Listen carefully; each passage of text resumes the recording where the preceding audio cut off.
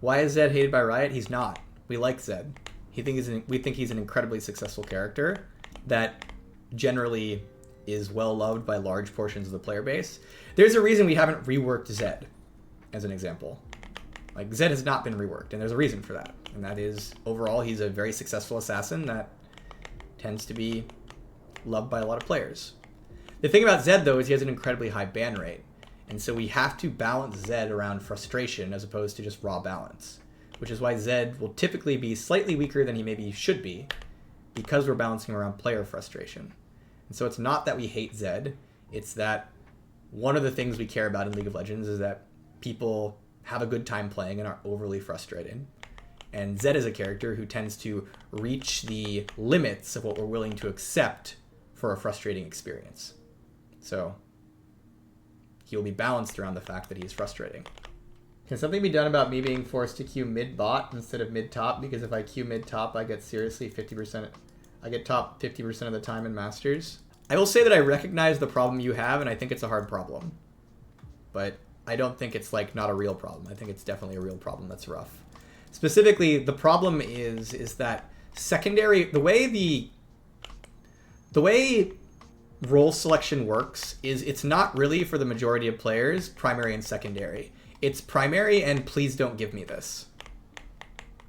And that creates a situation where a lot of people, their secondary role won't be a role they're willing to play, and instead they'll pick something like mid-bot so that they are very unlikely to get their primary role. And so it's a roughness of the system where oftentimes your secondary role, you are picking something that ensures you don't get it, as opposed to picking something that, like, you want to play some of the time. I think there's overall just, like, a generic issue with role select in general, where role select has created a world where people are really only able to play their primary roles, and then it's like an L if they get their secondary, or, of course, be autofilled. And historically, before role select, that wasn't the case. Historically, before role select, you would play off your primary role enough that you were generally, like, able to and expected to play multiple positions, which is no longer the case. So it creates this, like, really weird inconsistency where your primary role feels like, your secondary role feels like it's actually just another thing you don't want to be playing. If you make League with full creative control from the ground up, would you change anything in the core game design? The one thing I would have changed years ago, and I think it's too late to change now, so, like, it's not something that would necessarily be easy to change now, but, like, I do think that the long run of League of Legends looks better if it's changed, is to make it so bot lane has more character diversity. It isn't just AD carries every game. And by the way, I think this comes paired with AD carries probably end up being decent picks sometimes in other lanes. But I think one of the things that's, like, not as good for League over the extreme long run is the fact that bot lane is just really just one class for the most part.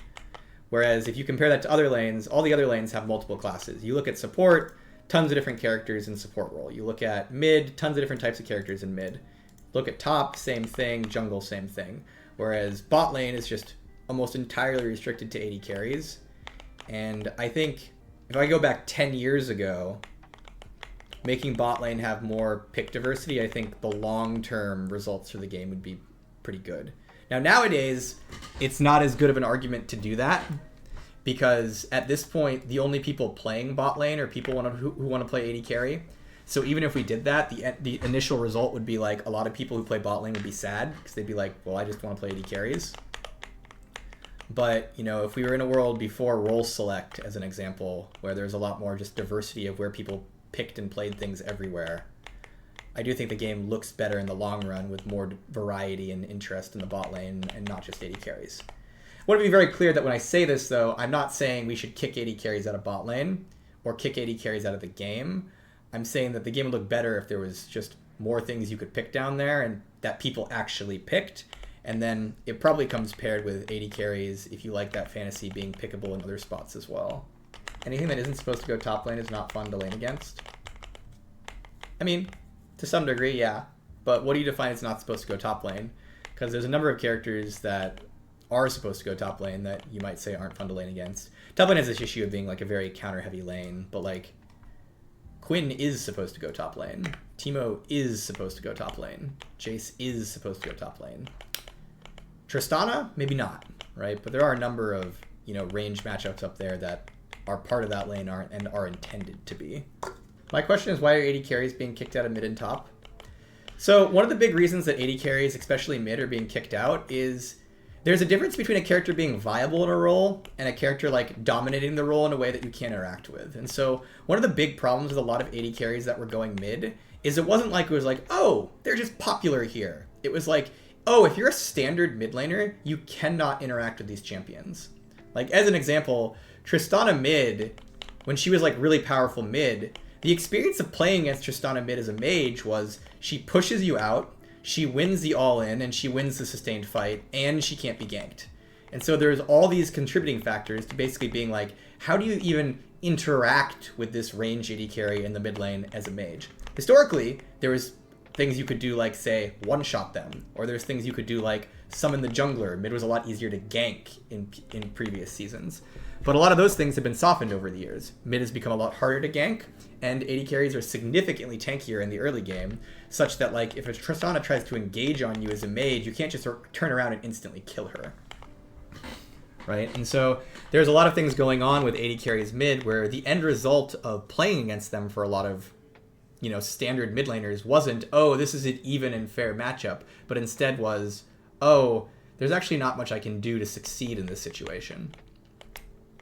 And so that's like one of the big reasons where why we were like adjusting AD carries mid, is it's not like, oh, something new is in mid lane, therefore we must delete it. It was like, oh, something is in mid lane in such a way that is replacing the characters that tend to be played here and kind of making them obsolete. And so that's why AD carry mid needed some work. Another thing that was going on is historically one of the downsides of taking an AD carry in mid or top, in the case of top, is you actually put your team at a disadvantage. And so even if you beat your lane opponent, you've taken a team comp sacrifice to do it. Specifically, it often was a case where historically, if you took an AD carry, like if you had like a 2 AD carry team, that's oftentimes less optimal than a 1 AD carry team, because you only need 1 AD carry to like do damage and push towers, and a second one just like exposes your team to more problems with things like assassins. But again, in recent seasons, that's also not as effective, where in the past, if ZED tossed 2 AD carries, his like mouth would start watering. And nowadays, 2 AD carries are a lot easier to deal with a character like ZED and not have to be worried about getting one shot. And so you'd see like pro games especially, where like a team would pick 3 to 4 AD carries, 4 being a little aggressive, but like 3 AD carries, and not instantly lose in champion select to an enemy team picking like a tank that builds armor and a burst character. And so, yeah, like TLDR, historically multiple AD carries on a team was a much more of a detriment to your team in terms of team comp if the enemy team picked against it. Whereas this season, you could pick multiple AD carries and it didn't seem to be possible for the enemy team to then pick things that would just make that team comp instantly lose.